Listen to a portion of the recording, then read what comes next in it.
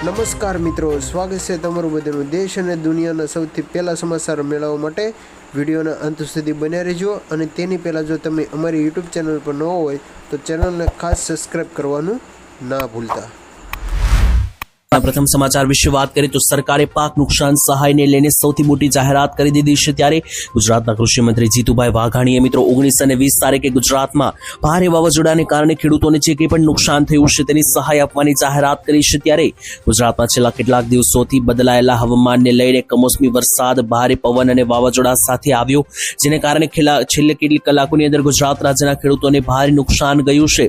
તો આ નુકસાનીની સહાય જે છે તે વળતર રૂપે ખેડૂતોને ચૂકવવામાં આવશે, કારણ કે ખેડૂતોને જેટલું પણ મોટા પાયે નુકસાન ગયું છે। આ પરિસ્થિતિ વચ્ચે રાજ્યના કૃષિ મંત્રી જીતુભાઈ વાઘાણીએ અમદાવાદમાં મહત્વનું નિવેદન આપ્યું છે।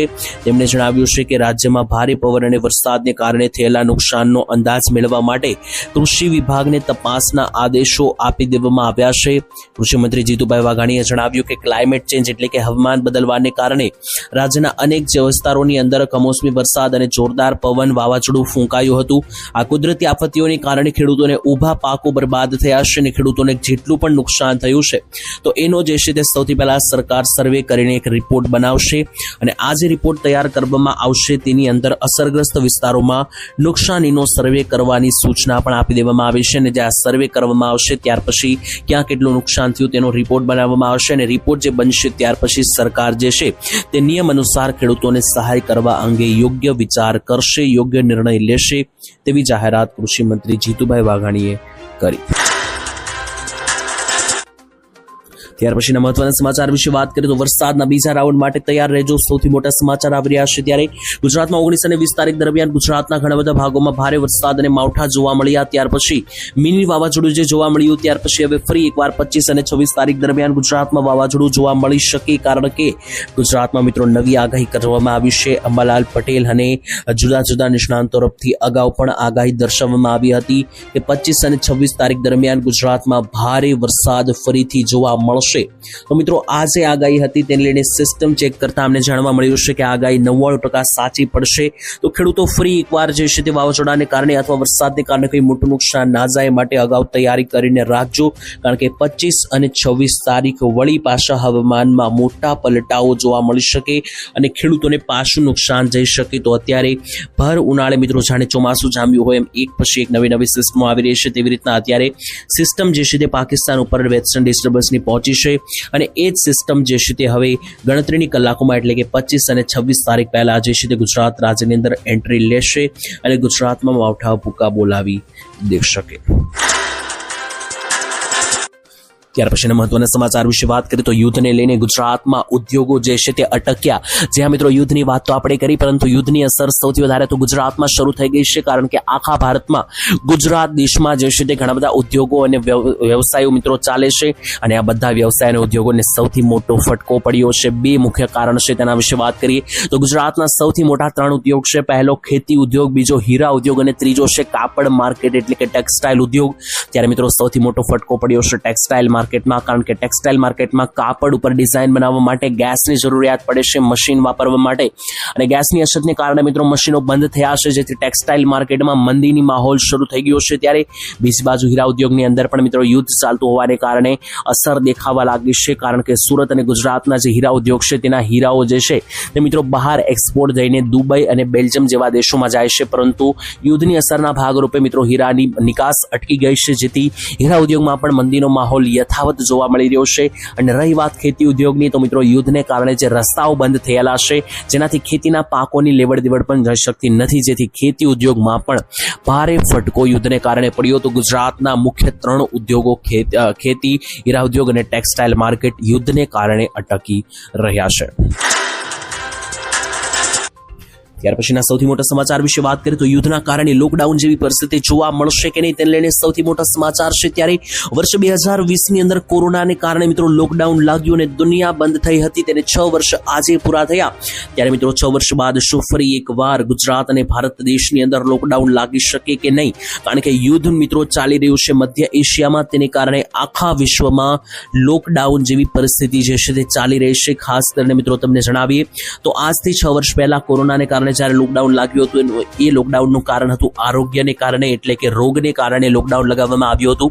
ત્યારે અત્યારે મિત્રો ઘણા બધા દેશોની અંદર કટોકટીની સુવિધા બની છે. યુદ્ધને કારણે ઉર્જા સ્ત્રોતો ખૂટી રહ્યા છે, એટલે કે પેટ્રોલ, ડીઝલ, ઈંધણ, ગેસ આવા મિત્રો જેટલા પણ ઉર્જાના સ્ત્રોત છે બધા દેશોની અંદર હવે ઘટી રહ્યા છે. કારણ કે સ્ટ્રેટ ઓફ હોર્મુઝ કે જ્યાંથી આખા દેશની અંદર મિત્રો જે છે આખી દુનિયાની અંદર જે ગેસ ને ઈંધણની આયાત નિકાસ કરવામાં આવી છે, રસ્તા ઉપર યુદ્ધને કારણે રોક લગાવી દેવામાં આવી છે. અને આનાથી જાપાન, દક્ષિણીય કોરિયા, બાંગ્લાદેશ અને ફિલિપાઇન્સ જેવા દેશોની અંદર રેશનિંગ પગલાઓ શરૂ થઈ ગયા છે. અમેરિકામાં પણ મિત્રો ગેસોલિનના ભાવમાં વધારો થયો છે. એરલાઇન્સ તેમજ ફ્લાઇટ શેડ્યુલને પણ ઘટાડી દેવામાં આવી છે. આ બધું મિત્રો જે ચાલી રહ્યું છે યુદ્ધને કારણે, ત્યારે ઘણા બધા દેશો જેમ કે પાકિસ્તાનની અંદર લોકડાઉન જેવી પરિસ્થિતિ પણ લગાડી દેવામાં આવી છે. ત્યારે ઘણા બધા સમાચાર વહેતા થયા છે કે શું ભારતમાં પણ લોકડાઉન લાગી શકે? મિત્રો આનાથી કોઈ તમારે મૂંઝાવાની જરૂર નથી, કારણ કે ભારત કોઈ પાકિસ્તાન જેવો આલતુ ફાલતુ દેશ નથી. એ ભારતની અંદર જે છે ત્યાં નાની મિત્રો જે છે કારણેસર લોકડાઉન લાગે, કારણ કે ભારત પાસે પૂરતો જથ્થો છે, પૂરતું ગેસ ઈંધણ છે તેવું મિત્રો લગાતાર જણાવવામાં પણ આવે છે. અને બાકી મિત્રો જે સ્થિતિ ઘણી બધી કંટ્રોલમાં છે ભારતની અંદર. બીજા બધા દેશોની જેમ મિત્રો ભારતની જે છે તે કટોકટીની પરિસ્થિતિ જોવા મળી નથી. તો ભારતમાં કોઈ પણ ચાન્સ અત્યારે 5% ચાન્સ પણ લોકડાઉનના યુદ્ધને કારણે નથી. તો ત્યાર પછીના મહત્વના સમાચાર વિશે વાત કરીએ તો પાકિસ્તાની આતંકીનું મૃત્યુ થયું છે. જે હા મિત્રો, પાકિસ્તાનમાં બેસીને મિત્રો ઘણા બધા આતંકી સંગઠનો ચાલે છે. તેમાંનું મિત્રો મેઇન આતંકી સંગઠન મિત્રો છે લશ્કરે તૈયબા, અને લશ્કરે તૈયબાના કમાન્ડરની પાકિસ્તાનમાં હત્યા કરવામાં આવી છે. જે હા મિત્રો તમને જણાવી દઈએ તો ખાસ કરીને પાકિસ્તાની આતંકીઓ જે છે તે ગુજરાત માટે ખૂબ જ અને ભારત માટે એક મોટો જે છે તે મિત્રો ખતરો છે. તેની વચ્ચે ખુશખબરી ભર્યા સમાચાર કે ભારત સામે વેર ધરાવનાર મિત્રો મોટું આતંકી સંગઠન છે લશ્કરે તૈયબા. તેમાંથી મિત્રો જે છે તે લશ્કરે તૈયબાના કમાન્ડરની પાકિસ્તાનમાં હત્યા કરવામાં આવી છે. અહેવાલ મુજબ મિત્રો લશ્કરે તૈયબાના મિત્રો જે કમાન્ડર છે બિલાલ આરિફ સલાફી, એમને મિત્રો શનિવારે ઈદની નમાઝ બાદ જ ચાકુ અને ગોળી મારીને ઘાટ ઉતારી દેવામાં આવ્યા હતા. ત્યારે બિલાલને મિત્રો જે છે તે ખાસ કરીને જે લશ્કરે તૈયબાના મિત્રો મુખ્ય હતા અને કમાન્ડર હતા, તેમને મિત્રો જે છે તે ઓપરેશન સિંદૂર દરમિયાન ભારતીય આર્મીએ પણ જે છે તે મિત્રો નિશાન બનાવ્યા હતા. ભારતીય આર્મીએ મિત્રો ઓપરેશન સિંદૂરમાં ઘણા બધા આતંકીઓને નિશાન બનાવ્યા હતા. તેમાંથી ઘણા બધા આતંકીઓ જે છે તે બચી ગયા હતા.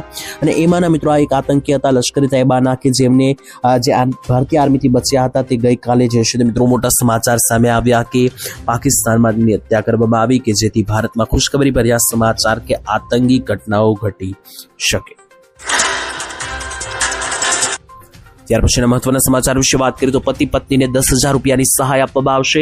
તો મિત્રો તમારા પણ છેલ્લા 2 વર્ષમાં લગ્ન થયા હોય, એટલે કે છેલ્લા કેટલાક સમયમાં જો તમારા લગ્ન થયા હોય, એટલે કે હવે થયા હોય અથવા આવનારા સમયમાં થવાના હોય, તો આવી પરિસ્થિતિમાં સરકાર જે છે તે એક યોજના ચલાવે છે, જેમાં સરકાર જે છે તે પતિ પત્નીને 10,000 રૂપિયાની સહાય આપે છે. જે હા મિત્રો કુંવરબાઈનું મામેરું નામની આ યોજના છે, અને આ કુંવરબાઈનું મામેરું છે તે યોજના અંતર્ગત સરકાર 10,000ની સહાય જે છે તે પરિણીત લોકોને આપવા જઈ રહી છે. જેમાં મિત્રો તમારે એક ઓનલાઈન ફોર્મ ભરીને તમારા ડોક્યુમેન્ટ અપલોડ કરવાના રહેશે. જેમાં કયા ડોક્યુમેન્ટ એટલે કે પ્રૂફ જોશે તેના વિશે તમને જણાવું તો આમાં મિત્રો કન્યાનું આધાર કાર્ડ, કન્યાના પિતાના વાર્ષિક આવકનો દાખલો, લગ્નનું પ્રમાણપત્ર, સ્વઘોષણા પ્રમાણપત્ર અને કન્યાના બેંક ખાતાની પાસબુક, આટલા ડોક્યુમેન્ટ સાથે મિત્રો તમારે જે છે તે ઓનલાઈન અરજી કરી શકો, અથવા મિત્રો ઓફલાઈન પણ તમે અરજી કરી શકો નજીકના કોઈ કેન્દ્રોની અંદર જઈને. જ્યારે થોડા સમય બાદ મિત્રો તમે કરેલી અરજી પ્રાપ્ત થશે, એપ્રુવલ આવશે, ત્યારે તમે જે બેંક એકાઉન્ટ નંબર આપ્યો હશે, જે બેંક ખાતાની પાસબુક આપી હશે, તેની અંદર મિત્રો 10,000 રૂપિયાની સહાય સરકાર તરફથી કુંવરબાઈનું મામેરું યોજના અંતર્ગત જમા કરવામાં આવશે.